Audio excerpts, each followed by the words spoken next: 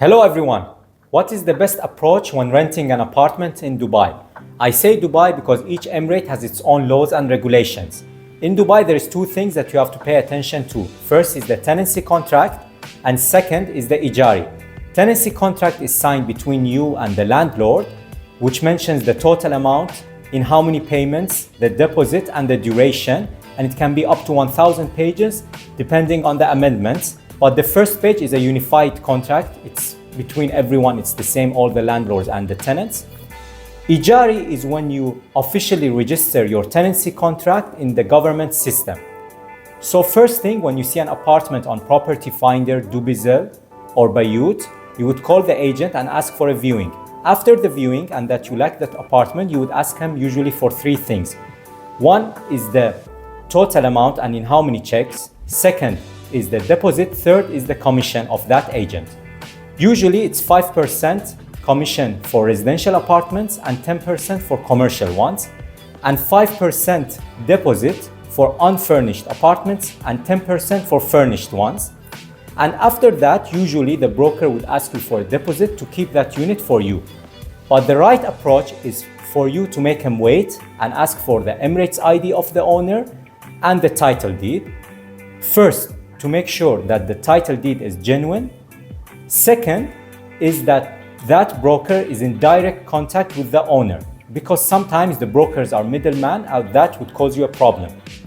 By asking the Emirates ID and the title deed, you would make sure that that broker is in direct touch with the owner, because sometimes the owners don't sign a contract A for residential for the rental units. So by this, you could make sure that they're in direct touch.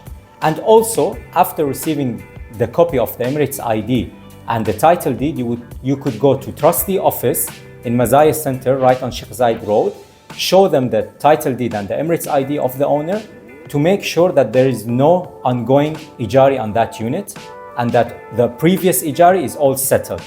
After that, you could go ahead and pay the deposit and wait for the broker to arrange the tenancy contract. And after paying the first check, the owner would also sign the tenancy contract, and with your copy you could go to the Trustee office and get the Ejari. For the first payment, it's usually better to make it through bank transfer, because the owner usually waits a day or two for the check to be cleared and cashed in his account. By paying it directly to his bank account, he would sign it directly on the spot. The fee of Ejari is 225 dirhams. You could do it yourself, all alone by yourself. Go to the Trustee office and let them issue it for you.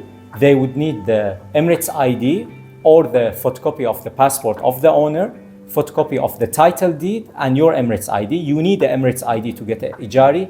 With tourist visa, you could not get an Ejari. And they would issue the Ejari and send it to your WhatsApp as a PDF. There is no printed version. And also you could check it on Dubai Rest application. The owner would also have a copy on his Dubai Rest application. And yearly, depending on the index, which is also in Dubai Rest application, you could check how much you have to pay additional for the next contract.